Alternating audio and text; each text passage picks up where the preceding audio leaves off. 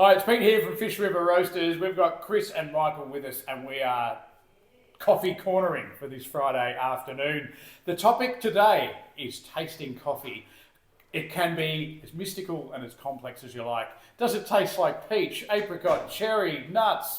We're going to talk all about how to taste coffee and the ins and outs of that complex topic, this one, chaps.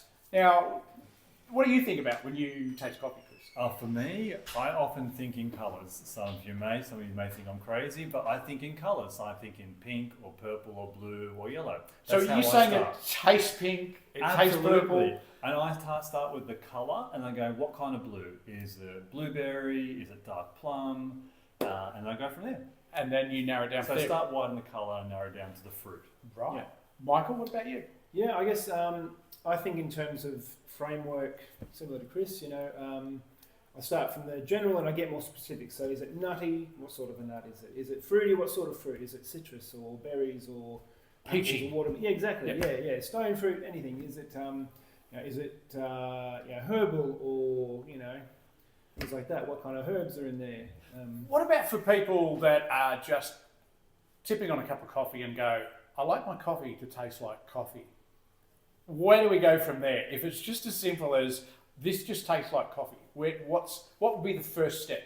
I think some of those first steps would be, it's likely as a milk coffee as most people drink. It would probably think about dessert kind of flavours, I'd say. Think about, does it taste like dark chocolate, caramel, light caramel, dark caramel, things like that. Malty, those are often what your coffee's going to taste like. Yeah, right. So, is there a level of sweetness there? And if it or is is it sweet, quite a bitter type of sweetness. yeah, like a burnt caramel, or is it a kind of more a sugary sugar cane That's kind of right. caramel? Yeah.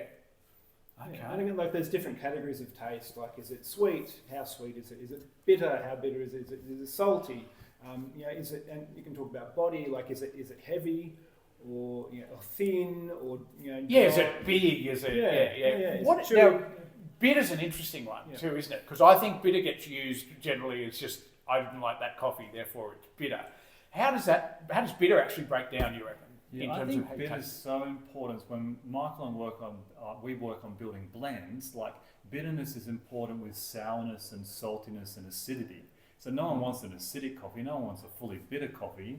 That's why we think about blending a way that brings what we call as taste balance. Don't we, Michael? Yeah. I mean, bitterness, it's just part of the chemistry of coffee. Caffeine's a bitter compound. There's other bitter compounds, chlorogenic acids and things like that. So it's always going to be there, but it's just how well is it balanced by the other thing, by the sweetness, by the acidity, by the fruit characters, by the chocolatey, malty, nuttiness, all those sorts of things. How does the coffee work together? Now, people watching might be familiar with the map of the tongue that used to be very widely distributed as, you taste sweet in a certain area and bitter in another. Is that myth or is there substance to that? I think there's something to it. When I was training for the Q, part of the assessment is, being able to identify, where the different sensations come. It's, I was kind of skeptical before then, but once I learned it and you focus it and you sort of start paying attention to it, you can pick up those things. Yeah, it's interesting that, isn't it? I find like that, particularly if it's a sweetness, like a sugary sweetness, that almost translates to me as like a soft feeling in that sort of mid to back part of the tongue. Okay. But I've often wondered, is that just me or is that other people? And where do other people taste different things? Yeah. Yeah. So because the physiology of tasting is interesting as well, isn't it? Like not everyone tastes the same. So it varies as you age. You get more sensitive to, or you start to like more bitter compounds, whereas when you're younger, you like sweeter stuff. And then between male and female as well, there's some variation there. There's also a lot of cultural stuff that goes along with tasting, how different, baked goods or fruit taste, like you might come from a country where you can't grow mangoes and you've never tasted a mango. So, how do you talk about it? And, or how do you understand when somebody says this tastes like mango? You're like, I don't know what that is. Yeah, because in many ways we are a bit of a composite of everything we've tasted. Like, and certainly the things we're familiar with are probably the things we'd look for. Like, do you find that when you're tasting?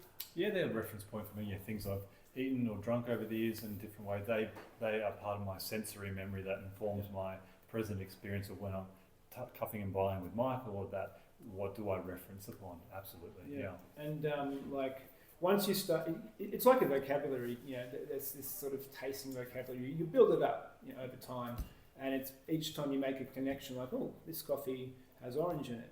You'll be able to, you know, if there are other coffees that have that, you just start picking it out. Or, you know, this coffee, you know, this is lime or grapefruit or butterscotch. You know, once you start making those connections, you get better at calling them out. Because everyone's had that experience of tasting something and then going, it tastes like it could be, you know. And so you're thinking that that's experience that helps you get over that. Yeah, and that's why it's so fun and so useful to taste coffee with other people, like to cup as a group or taste coffee, or just like, you know, sit around and talk about it. Or so, does anyone else? Does this taste like mint to anyone? You know, it's like things that like you wouldn't ordinarily expect in coffee. Sometimes they pop up. Yeah, like what are some of the most unusual flavours you've found in coffee? Or the odd ones, perhaps. Yeah, okay. Well, there's cooked beef is a note. It's part of the aroma vials that you train with when you're training to be a Q grader.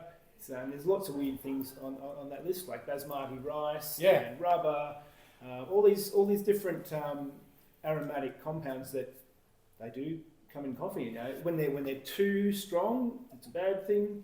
But often these weird things like cooked beef or even like tomato. Potato, like that potato fault that's in occasional coffees from like Rwanda, Uganda sometimes. I remember the first time tasting that and going, "Oh my god, this is potato tasting coffee." Potato skin. Potato skin specifically. Or cucumber, green peas. Like, not everybody might like those vegetables, but sometimes, like when they're balanced with other things and they're really fresh, like it can be a really positive. I remember one coffee I bought for a premium program at the roastery I used to be a part of. The same coffee sometimes tasted like chocolate mousse and like chicken wings. Wow. No one could deny its quality, but it was fun how divisive it was. So that coffee probably had a umami element to it, right? Yeah, with that beautiful dark sweetness of chocolate. Savoury, mousse. But it's about balance, right? It was an epic coffee. No one could deny the qualities, but those flavours were present. Yeah. So this is the sort of thing we spend our days doing, and it is. And we call it work. We call it work. Tasting lots of coffee, talking about coffee, and it is a lot of fun, isn't it? And it's a really great way of sort of travelling around the world and getting to identify different exotic locations with beautiful coffee. However, if you at home are tasting coffee, all you really have to do is, do I enjoy this or do I not? And our hope is that you enjoy our coffee. That's today's Coffee Corner, folks. Thanks very much for watching.